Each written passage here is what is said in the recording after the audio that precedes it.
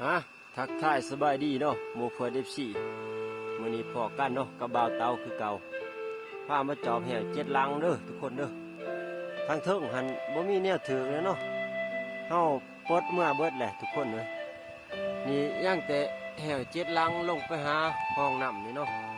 ไปลุ้นน้ำกันเนาะทุกคนมื้อนี้สิมานบ่ถือซัดด้นแล้วเนาะแหวอยู่นี่ก็ได้ลังแหลกเฮาโอ้ยังคือเก่าทุกคนเลย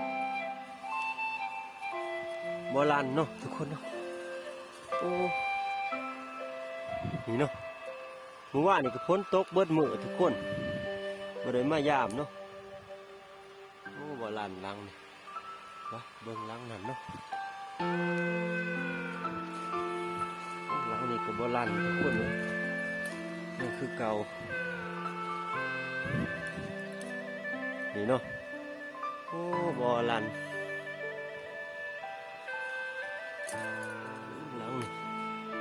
หลังนี่ก็ยังคือเก่าทุกคนเลยสงสัยบ่มีสัตว์ที่เอาเนาะทุกคนเนาะ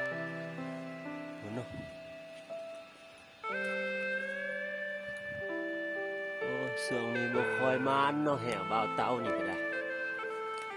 ตั้งแต่ถือจันพ่ออันมาเนี่ยก็มิดเลยเนาะทุกคนนี่เนาะหลังนี่ก็โอ้คือกันเนาะหลังนี่โบราณเบื้องหลังแคมป์ห้องเนาะก็มีสัตว์เที่ยวเนาะทุกคนเนาะเบื้องหลังแคมป์ห้อง